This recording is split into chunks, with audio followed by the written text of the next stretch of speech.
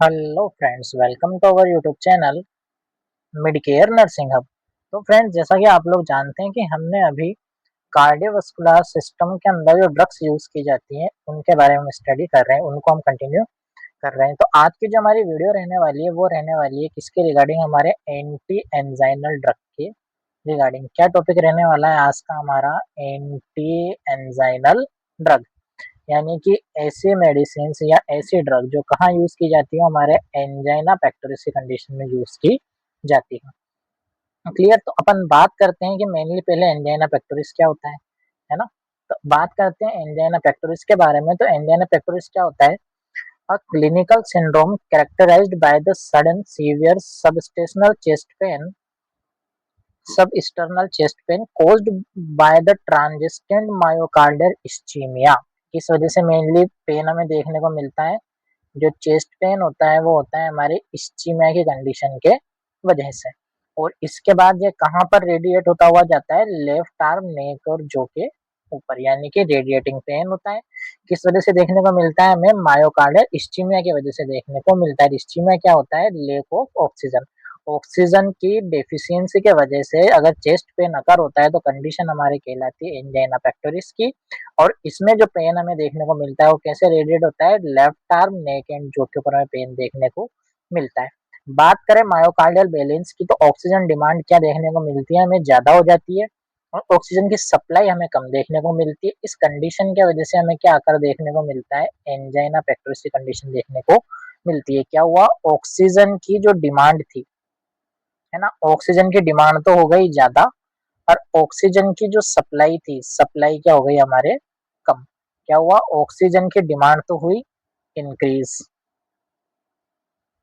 और अपन वही बात करें कि ऑक्सीजन की जो सप्लाई थी, क्लियर, ऑक्सीजन की जो सप्लाई थी, सप्लाई कैसी हो गई? डिक्रीज।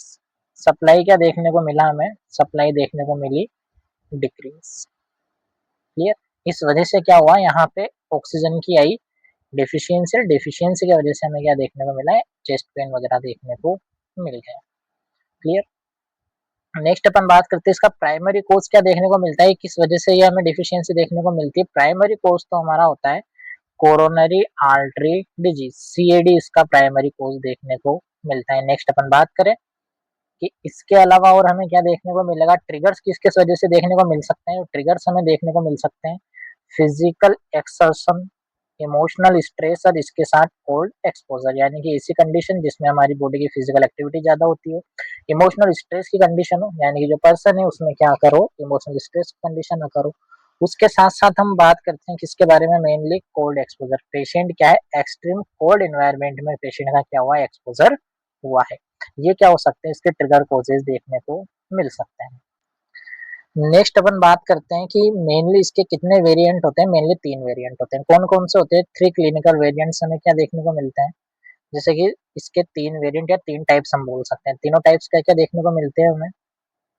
एक होता है हमारे स्टेबल एंजाइना, एक होता है अनस्टेबल एंजाइना, देन एक हमें देखने को मिलता है वेरिएंट, या फिर बात करें हम प्रीजमेंटल एंजाइना पेक्टोरिस। क्या देखने को मिलता है? प्रीजमेंटल एंजाइना पेक्टोरिस। क्लियर? बात करते हैं वन बाय वन, किसमें हमें क्या देखने को मिलेगा, क्या कोज रहेगा, क्या ट्रिगर, क्या अलर्ट, क्या फीचर्स हमें देखने को मिलेंगे। पहले हम समझेंगे कि एंजाइना होता क्या है, किस वजह से हो रहा है, इसके बाद हम इसके ड्रग्स के बारे में स्टडी करेंगे। तो सबसे पहले अपन बात करते हैं स्टेबल एंजाइना के बारे में। इसके बारे में बात करते हैं बेटा, स्टेबल एंजाइना के बारे में। वैसे तो आपने एमएसएन में बहुत अच्छे से पढ़ रखा है, फिर भी एक बार हम ओवरव्यू देख लेते हैं। स्टेबल एंजाइना का जो मेन कोज होता है, कोज क्या देखने को मिलता है हमें? फिक्स्ड एथेरोस्क्लेरोटिक प्लग नैरोविंग अ कोरोनरी आर्टरी। ये कब हमें देखने को मिलेगा? जब एथेरोस्क्लेरोसिस की कंडीशन हमें देखने को मिलेगी। अब एथेरोस्क्लेरोसिस की कंडीशन का मतलब क्या होता है? जो फैट और लिपिड के मॉलिक्यूल्स होते हैं वो कहाँ पे जाके डिपॉजिट हो जाते हैं? हमारे कोरोनरी आर्टरी में। इसी कंडीशन को अपन क्या बोलते हैं? एथेरोस्क्लेरोटिक प्लग बोलते हैं। जिसके वजह से क्या देखने को मिलेगा? जो कोरोनरी आर्टरी है, जो कोरोनरी आर्टरी है उसका ल्यूमन कैसा हो जाएगा? कम हो जाएगा, और वहां पे क्या देखने को मिलेगी? हमें हार्डनिंग देखने को मिलेगी। क्या हुआ बेटा? ये कंडीशन क्या थी हमारे पास? ये नॉर्मल कोरोनरी आर्टरी है। कोरोनरी आर्टरी के अंदर क्या हो रहा है? धीरे धीरे लिपिड के मॉलिक्यूल्स का क्या हो रहा है?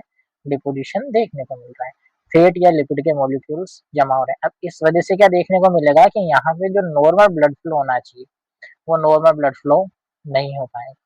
इस वजह से क्या होगा, ऑक्सीजन की डेफिशिएंसी आ जाएगी। नेक्स्ट बात करते हैं कि इसका ट्रिगर क्या देखने को मिलता है हमें, एक्सर्शन इंक्रीज कार्डियक वर्कलोड। अब यह कंडीशन मेनली ये ट्रिगर कब होती है, कंडीशन जैसे नॉर्मली तो क्या है, प्लग बना हुआ है, इतनी कोई दिक्कत नहीं आ रही, लेकिन हमारी बॉडी ने जब भी क्या किया, कोई एक्सेसिव वर्क किया, तो जब बॉडी एक्सेसिव वर्क करेगी तो यहाँ पे क्या देखने को मिलेगा हमें, बॉडी की जो ऑक्सीजन की डिमांड है वो क्या हो जाएगी, इंक्रीज हो जाएगी। अब इंक्रीज हो जाएगी तो इस वजह से कब होगा, जब हमारी बॉडी क्या करेगी, किसी टाइप का वर्कलोड या फिर जो कार्डियक वर्कलोड है वो कर देगी इंक्रीज। अब यह किस कंडीशन, अब ऐसी कोई कंडीशन बन रही, इसको रिलीव किसके थ्रू किया जाएगा हमारी बॉडी में, इसको रिलीव किया जाएगा बेटा, रिलीव्ड इजीली बाय रेस्ट और द सबलिंगुअल नाइट्रोग्लिसरीन। इसको हम कैसे रिसोल्व कर सकते हैं, पेशेंट को बोलेंगे आप रेस्ट करें, रेस्ट के साथ साथ एक मेडिसिन होती है, मेडिसिन का नाम होता है हमारे नाइट्रोग्लिसरीन, इसके बारे में हमें काफी अच्छे से पढ़ना है। क्लियर।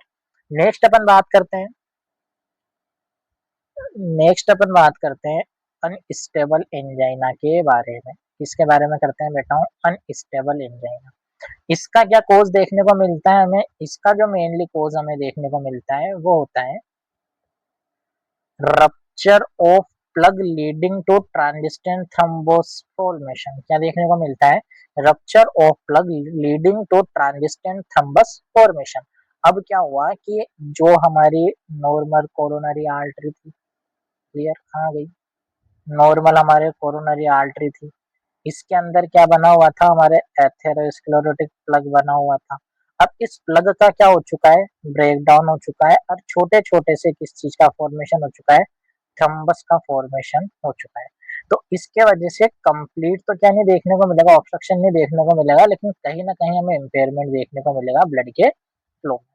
क्लियर। तो इस कंडीशन के वजह से जो चेस्ट पेन देखने को मिलता है वो हमारे क्या कहलाता है, अनस्टेबल एंजाइना कहलाता है। नेक्स्ट अपन बात करते हैं, ये कैसा होता है, अनप्रिडिक्टेबल होता है। अनप्रिडिक्टेबल का मतलब क्या होता है, सडनली ऑनसेट है, पहले से हमें पता नहीं चलेगा। अब प्लग है, यानी कि ये जो एथेरोस्क्लेरोटिक का जो प्लग बना हुआ था ये सडनली क्या हो सकता है, रप्चर हो सकता है, ये रप्चर हो जाएगा, छोटे छोटे थ्रम्बस का फॉर्मेशन हो जाएगा। तो पहले से इसका कोई वार्निंग साइन नहीं होता है। अकर इवन एट रेस्ट, ये कब अकर हो सकता है, मेनली जब पेशेंट क्या है, रेस्ट कर रहा हो। जरूरी नहीं है कि ये क्या होगा, कोई एक्सरसाइज के ड्यूरेशन में ही हो, मे बी पॉसिबल पेशेंट जब जर्नली क्या हुआ था, लेटा हुआ था, फिर भी इसके अकर हो सकता है।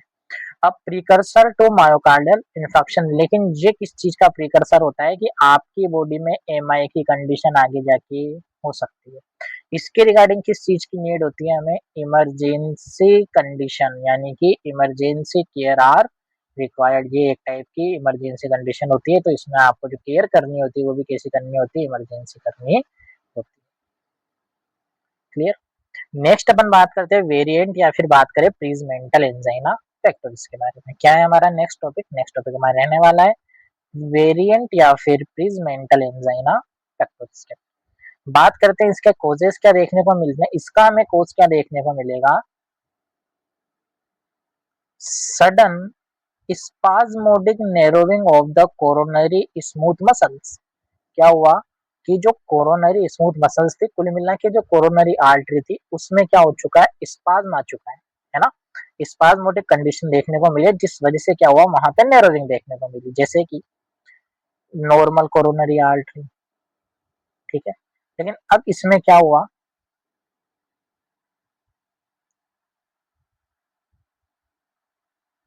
एक टाइप से क्या देखने को मिला हमें, यहाँ पे ये जो देखने को मिला वो देखने को मिला स्पाज्म देखने को मिला, नोट लाइक स्ट्रक्चर देखने को मिला।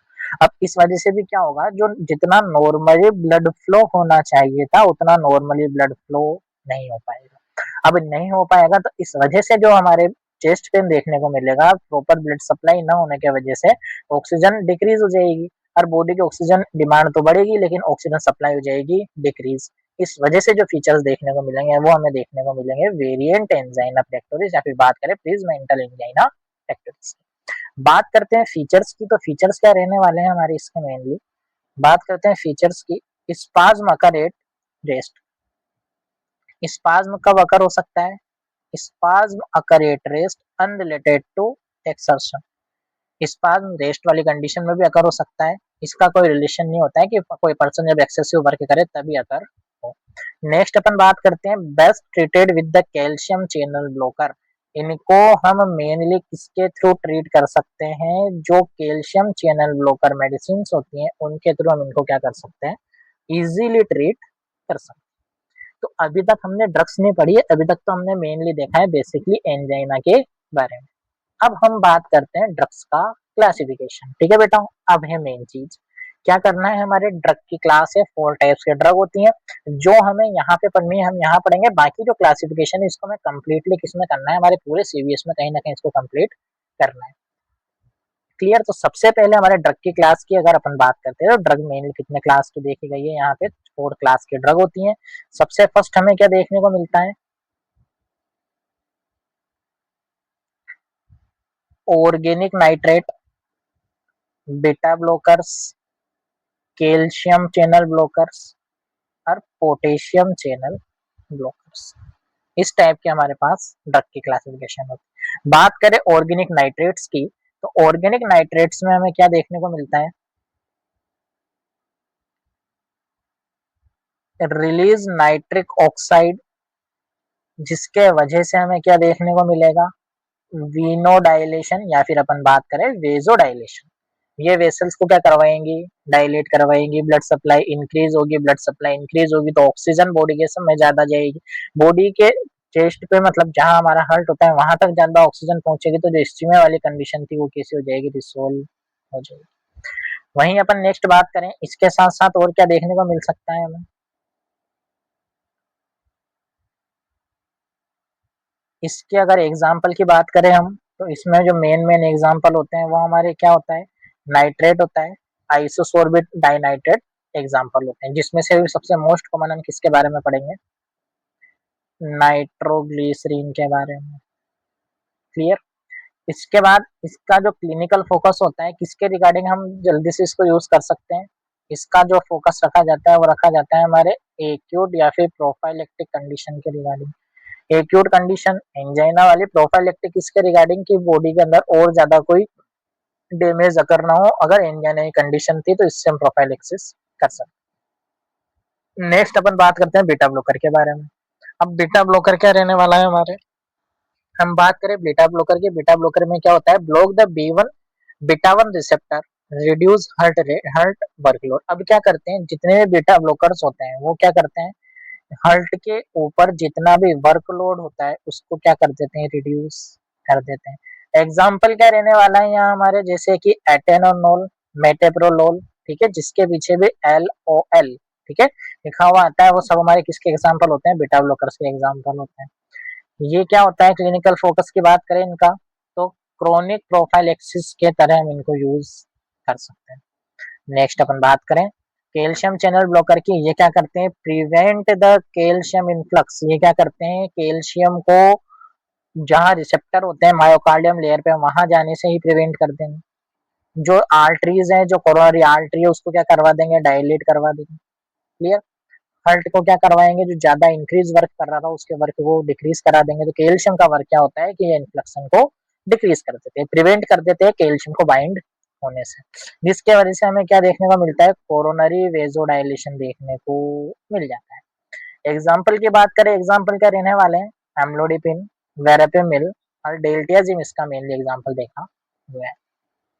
मेनली क्लिनिकल फोकस किसके रिगार्डिंग होता है इसका, स्पाज्मोटिक वेरिएंट एंजाइना, इसके रिगार्डिंग हम यूज करते हैं, मेनली स्पाज्मोटिक वेरिएंट एंजाइना के रिगार्डिंग हम इसको यूज करते हैं। बात करें नेक्स्ट हम पोटेशियम चैनल ओपनर की। अब पोटेशियम चैनल ओपनर का क्या मैकेनिज्म होता है, mainly hyperpolarised smooth muscle cell. ये क्या कर देते हैं, जो स्मूथ मसल सेल होती है उनको क्या कर देते हैं, हाइपर पोलराइज करा देते हैं, उनको रिलीज या हम बात करें उनको रिलैक्स कर देते हैं, जिसकी वजह से क्या होगा, ब्लड सप्लाई इंक्रीज हो जाएगी। इनका एग्जाम्पल क्या देखने को मिलता है, हमें नाइक्लोरेंडिल इसका एग्जाम्पल देखने को मिलता है। मेनली किसके रिगार्डिंग यूज करें, रिफ्रैक्टरी जो केसेस होते हैं उनके रिगार्डिंग हम इसको यूज कर सकते हैं। तो सबसे पहले हम बात करते हैं हाँ, तो अब हम बात करते हैं नाइट्रस एक्शन के बारे में, यानी कि जो नाइट्रस टाइप का जो ड्रग का क्लासिफिकेशन है वो क्या एक्ट करने वाला है, क्या मैकेनिज्म ऑफ एक्शन इसका रहने वाला है।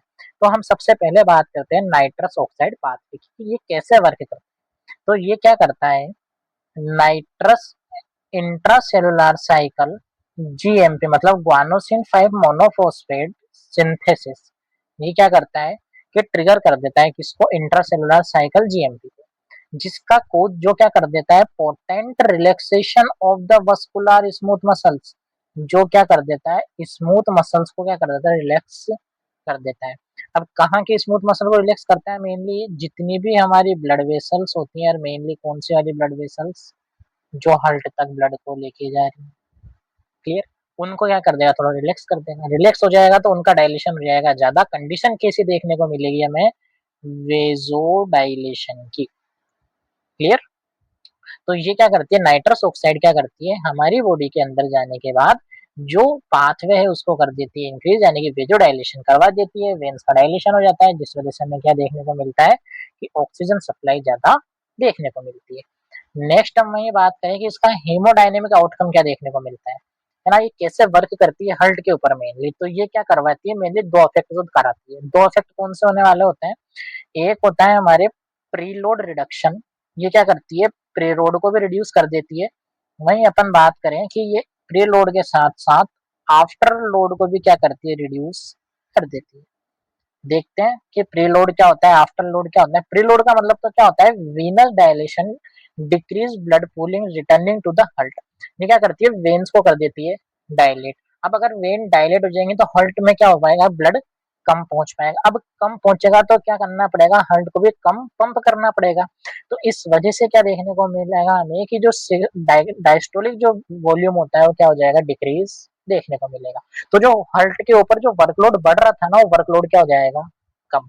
क्या करा इसने, प्री लोड को रिड्यूस कर दिया। प्री लोड का मतलब क्या, कि ब्लड के अंदर आने वाला ब्लड का अमाउंट, हार्ट के अंदर आने वाले ब्लड का अमाउंट क्या कहलाता है हमारे ऊपर, प्री लोड। इसके वजह से क्या हुआ, ये कैसे देखने को मिलेगा हमें, Venus dilation decrease the blood pulling returning to the heart significantly lowering diastolic volume, जिसके वजह से हमें क्या देखने को मिलता है, डायस्टोलिक वॉल्यूम लोअर देखने को मिल जाता है। नेक्स्ट में अपन बात करें आफ्टर लोड, आफ्टर लोड क्या होता है, higher dose, higher doses promote the arterial dilation, ये क्या करवा देगा, आर्टरीज को डायलेट करवा देगा, क्लियर, क्या करवाएगा, आर्टरीज को डायलेट। अब अगर जो आर्टरीज है वो कैसे हो रही है, डायलेट हो रही है, तो इसके वजह से प्रेशर हो जाएगा decrease, enhancing the peripheral systemic resistance, जिसके वजह से हमें क्या देखने को मिलेगा, पेरिफेरल सिस्टेमिक रेजिस्टेंस डेवलप देखने को मिल जाएगा।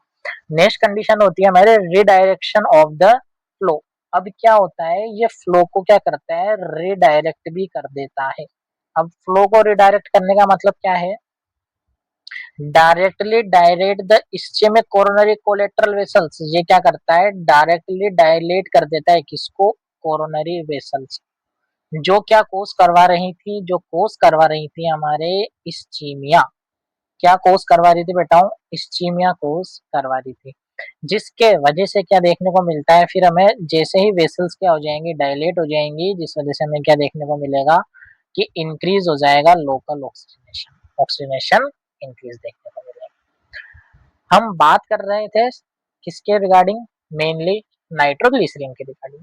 तो नाइट्रस में हमने देखा, अब अपन बात करते हैं कि इस जो हमने बात करी नाइट्रस नाइट्रोग्लिसरीन के बारे में, नाइट्रोग्लिसरीन की शॉर्ट फॉर्म क्या होती है, एनटीजी, क्या होती है, NTG, nitroglycerine.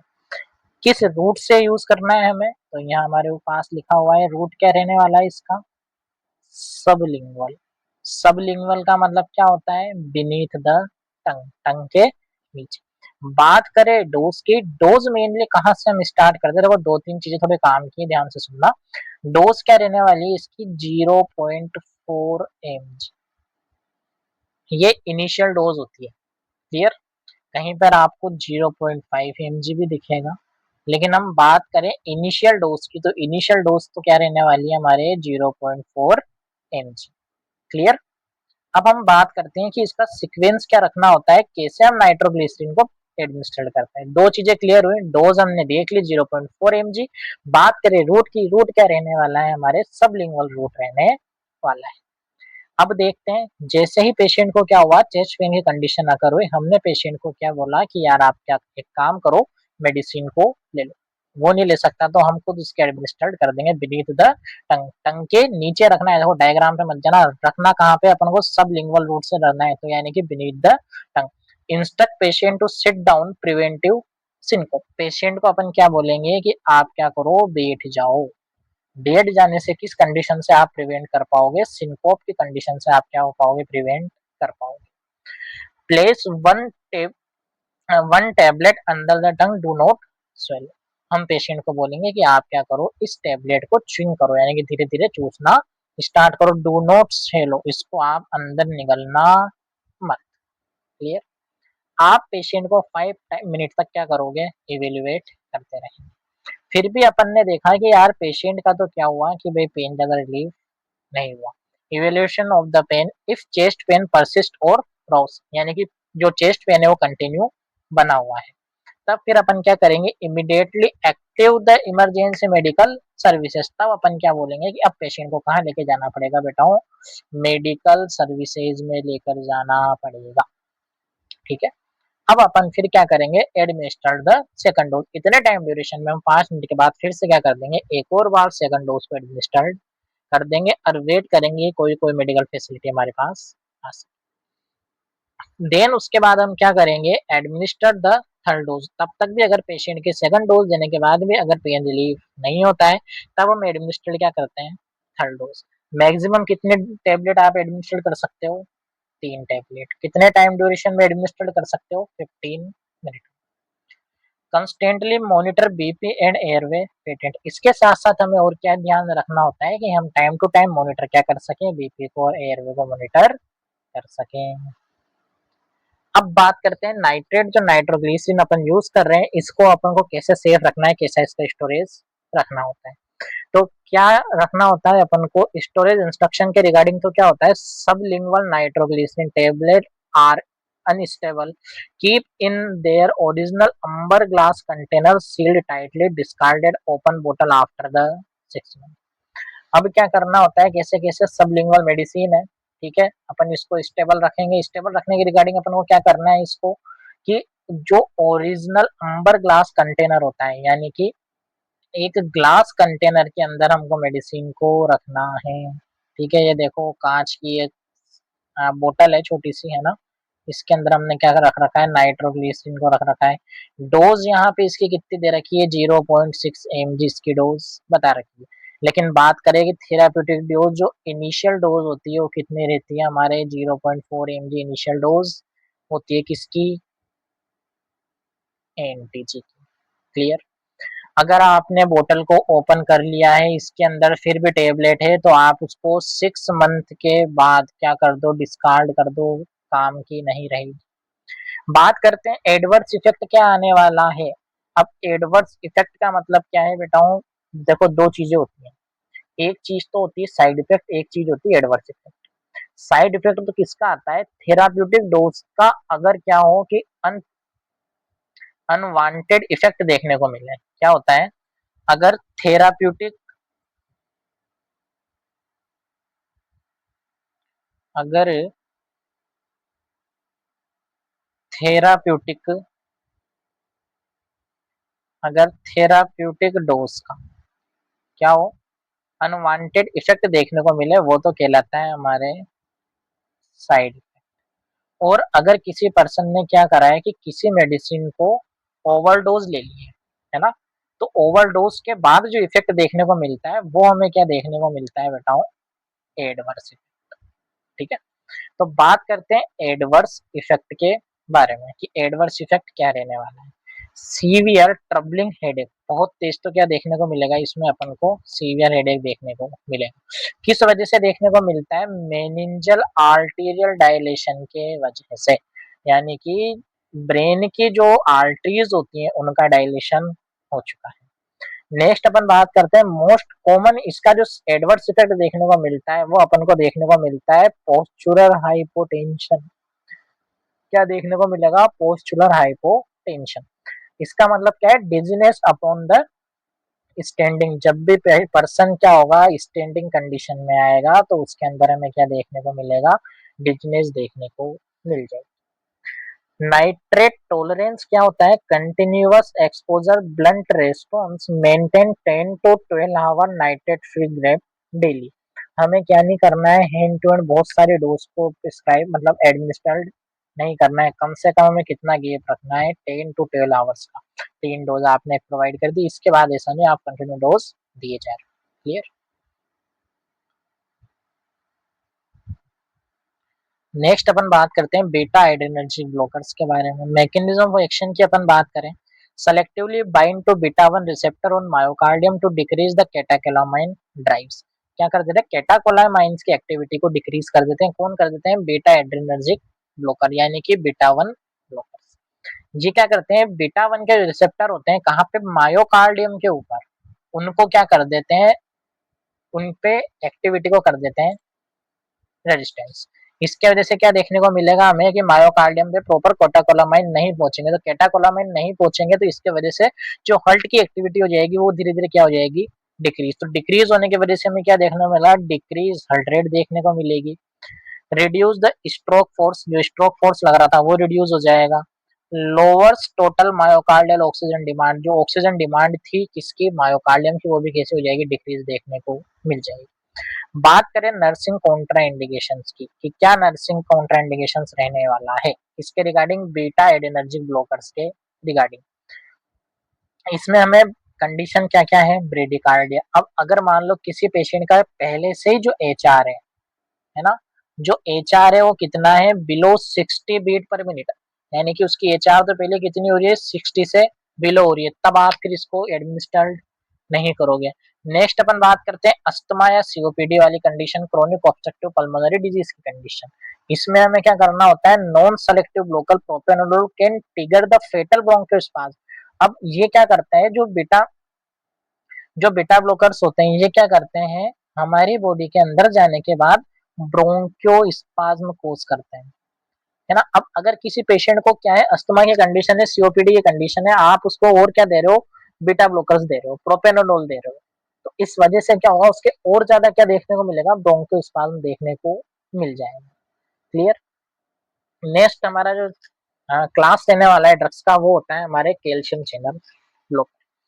Calcium channel blocker में मेनली दो क्लासिफिकेशन देखने को मिलता है, एक तो होता है हमारे डाइहाइड्रोपिनेज, क्या होता है हमारे डाइहाइड्रोपायरिडिन्स, और एक होता है हमारे नॉन डाइहाइड्रोपायरिडिन्स। क्लियर। सबसे पहले अगर अपन बात करें डाइहाइड्रोपायरिडिन्स, इसकी बात करें डाइहाइड्रोपायरिडिन्स की डिस्क्रिप्शन के देखते हैं अपन, vascular smooth muscle selective agent, किसके ऊपर मेनली वर्क करते हैं ये, वेसल्स की स्मूथ मसल्स के ऊपर। क्लियर। एग्जाम्पल क्या रहने वाला है इसका, एम्लोडिपिन एंड निफेडिपिन, दो मोस्ट कॉमन एग्जाम्पल होते हैं कैल्शियम चैनल ब्लॉकर के। वैसे तो चार होती है ड्रग्स के नाम, क्या क्या होते हैं हमारे, एम्लोडिपिन, निफेडिपिन, वारापेमिल, डेल्टेजियम, ठीक है, चार मेडिसिन होती है। लेकिन इसमें भी अपन बात करें डाइहाइड्रोपिन की, तो ये होते हैं एम्लोडिपाइन और निफेडिपिन। ये क्या करते हैं mainly, primary induce the arterial dilation, कौन सा डायलेशन, वेजो डायलेशन। ये क्या कर देते हैं, जो एट्रियम की जितने भी हमारे आर्टरी, जो हमारे आर्टरीज होती है, ठीक है, जितनी भी हमारी आर्टरीज होती है उनको क्या करवा देते हैं, ये डायलेट करवा देते हैं, जिसके वजह से क्या देखने को मिलता है, decrease the systemic vascular resistance and blood pressure, जिसके वजह से हमें ब्लड प्रेशर डिक्रीज देखने को मिल जाता है। नेक्स्ट अपन बात करें नॉन डाइहाइड्रोपेरिडिन्स की, तो इसका डिस्क्रिप्शन क्या है, मायोकार्डियल टिश्यू सेलेक्टिव एजेंट। ये ऐसी मेडिसिन होती है जो ओनली वर्क किसके ऊपर करती है, हमारे मायोकार्डियल टिश्यूज के ऊपर। क्लियर। इसके एग्जाम्पल क्या रहने वाले हैं, वेरापेमिल और डेल्टियाजिम।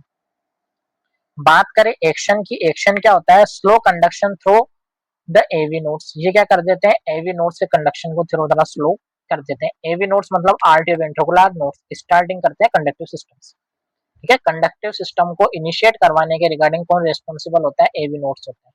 इनके वजह से हमें क्या कंडीशन देखने को मिलती है कि अगर एवी नोड ज्यादा वर्क करेगा तो हर्ट ज्यादा वर्क करेगा, हर्ट में बीट ज्यादा आएगी, हमें बीट को तो करवाना है कम, कम करवाना है तो आप ऐसी मेडिसिन दे दो जिसके वजह से हमें क्या देखने को मिले कि जो एवी नोड्स हैं उनपे जो सिग्नल्स हो रहे हैं उनका जो कंडक्शन है वो कैसा हो जाए, स्लो हो जाए। वो स्लो हो जाएगा तो हमारे जो हर्ट रेट होगी वो भी हो जाएगी स्लो। जो हर्ट बीट कर रहा था बीट भी करेगा कम। इसको करवाने के लिए कौन सा मेडिसिन आपको यूज करना है, verapamil diltiazem. Directly lower heart rate and myocardial contractility workload. क्या करते हैं, लोअर कर देते हैं हर्ट रेट को, और मायोकार्डियम कॉन्ट्रैक्टिली का वर्कलोड है उसको भी डिक्रीज कर देते हैं। अब कुछ नई मेडिसिन आई है। नई मेडिसिन क्या रहने वाली है आज के टाइम में हम बात करते हैं तो रानोलाजिन, लाब्राडिन, नाइक्रोरेंडिल। बात करें लेट सोडियम इनहिबिटर होती है, lower pathological sodium influx during the ischaemia. क्या कर देते हैं, सोडियम का इन्फ्लक्स को कर देते हैं डिक्रीज, जिससे क्या होती है इस्चीमिया कंडीशन हो जाती है prevent. Protect ventricular tissue from the calcium overload. क्या करते हैं, ये प्रोटेक्ट करते हैं कि ज्यादा से ज्यादा कैल्शियम वहां जाके बाइंड ना हो। अब कैल्शियम बाइंड नहीं होगा तो जो हर्ट जो इतना ज्यादा पंप कर रहा था इतना पंप नहीं कर पाएगा। इसके वजह से हमें क्या देखने को मिलेगा, improving the diastolic relaxation with zero change to BP और एचआर। इसके एक बेनिफिट क्या होता है, इसका बेनिफिट होता है कि बीपी के अंदर और एचआर के अंदर ज्यादा कोई चेंजेस देखने को नहीं मिलते। लेब्राविडिन की बात अपन बात करें, लेवाब्रिडिन की अगर अपन बात करते हैं तो फनी करंट आई1 ब्लॉकर्स के नाम से इसको, आई ब्लॉकर्स के नाम से इसको जानते हैं। ये क्या कर देते हैं, block the hyper polarisation gates SA node channels. ये जो एवी नोड से ऐसे नोड के ऊपर जो सिग्नल्स आते हैं उनको क्या कर देता है, ब्लॉक कर देगा। स्पेशली डिक्रीज हार्ट रेट, जिसकी वजह से क्या हो जाएगा, हार्ट रेट हो जाएगी decrease without altering myocardial force, बिना किसी मायोकार्डियल फोर्स को क्रिएट किए। ब्लड प्रेशर और रेस्पिरेटरी फंक्शन में थोड़ा डिक्रीज देखने को मिल जाए। नेक्स्ट अपन बात करें नाइक्लोरेंडिल की, इसमें calcium channel blockers, calcium channel openers आते हैं। Act as a dual arterial vasodilator and the nitrate mimics. ये किसके तरह वर्क करते हैं, नाइट्रेट की तरह वर्क करते हैं। Excellent alternative for the patient refractory to standard organic nitrate with good long term tolerance profile. जिस पेशेंट के अंदर क्या होता है, धीरे धीरे टॉलरेंस आकर हो जाता है किसके रिगार्डिंग, नाइट्रेट्स के रिगार्डिंग, तब हम इस टाइप के मेडिसिन को यूज करते हैं। बात करते हैं क्रिटिकल नर्सिंग केयर की, कि पेशेंट को क्या क्या चीजें ध्यान में रखनी है। तो टाइम टू टाइम हमें क्या करना है, सबसे पहले मेजर करना है, किस चीज को मेजर करना है, वाइटल बेसलाइन को मेजर करना है। Measure blood pressure and heart rate before every dose. Time to time हमें क्या करना है कि ब्लड प्रेशर को, हार्ट रेट को आप क्या करते हो, असेस करते हो। होल्ड पैरामीटर्स, है ना, जितने भी हम जो पैरामीटर्स यूज करें, hold nitrate if systolic BP below the 60 mm of HG and beta blocker if HR below the 60 mm 60 beat per minute. Nitrate को हमें कब से ज्यादा नहीं देना है कि अगर मान लो जो सिस्टोलिक बीपी है वो कितने से कम हो चुका है, 90 से कम, तब आप इसको यूज मत करो। वहीं बात करें बीटा ब्लॉकर की, कि बीटा ब्लॉकर के रिगार्डिंग हमें क्या करना है कि ये एचआर को कम करवाते हैं, तो आप ध्यान में रखो कि अगर 60 बीट पर मिनट से बिलो है यानी कि ब्रेडिकार्डिया की कंडीशन है, तब आप बीटा ब्लॉकर्स को यूज मत करो। ये आपकी कोर नर्सिंग रेस्पॉन्सिबिलिटीज होती है बच्चों। नेक्स्ट होता है हमारे पास pain rating, systematically long localized pain, intense radiating and relieve the characteristics. हमें क्या करना है, टाइम टू टाइम असेस करना है कि पेन की इंटेंसिटी क्या है, रेडिएशन क्या है, किसे कैसे मूवमेंट कर रहा है, और उसके बाद उसका किस टाइप से रिलीफ हो सकता है। नेक्स्ट होता है हमारे drug interaction, verify the patient is not taking the PDE5 inhibitor sildenafil या Viagra as it trigger the catastrophic vasodilator collapse. अपन पेशेंट को बताएंगे कि अगर आप इस टाइप की ड्रग ले रहे हो, यानी कि अगर आप नाइट्रेट्स वगैरह यूज कर रहे हो, है ना, या फिर अगर अपन एंजाइना पेक्टोरिस के रिगार्डिंग कोई मेडिसिन यूज करें, तब उसके साथ आप कभी भी क्या यूज मत करो, PDE5 इनहिबिटर्स को यूज मत करो, जिसमें मेनली वाइग्रा वगैरह आते हैं, है ना। ये क्या कर देते हैं, कार्डियोवास्कुलर कोलैप्स कोज कर सकते हैं, यानी कार्डियोवास्कुलर की एक्टिविटी सडनली स्टॉप करवा सकते हैं। तो कुछ इंपॉर्टेंट नर्सिंग रेस्पॉन्सिबिलिटी थी हमारे एंटी एंजाइनल ड्रग के रिगार्डिंग, जो हमने कंप्लीट की। तो ठीक है फ्रेंड्स, आज का जो हमारा टॉपिक था एंटी एंजाइनल ड्रग्स, वो हमने कंप्लीट किया। नेक्स्ट जो वीडियो रहने वाली है वो हमारे रहने वाली है एंटी अरिथमिक ड्रग के बारे में। क्लियर। तो अगर आपको एंटी एंजाइनल ड्रग समझ में आई तो चैनल को लाइक करें, शेयर करें, सब्सक्राइब करें, एंड आगे आने वाली वीडियोस को भी कंप्लीटली आप वॉच करें। और आपने अगर अभी तक की जो प्रीवियस वीडियोस है उनको कंप्लीट नहीं देखा है तो आप उनको भी कंप्लीट करें। यह आपके एग्जामिनेशन पॉइंट ऑफ व्यू के रिगार्डिंग बहुत ज्यादा इंपॉर्टेंट रहने वाली है। ठीक है फ्रेंड्स, चैनल को लाइक करें, शेयर करें, सब्सक्राइब करें। Thank you.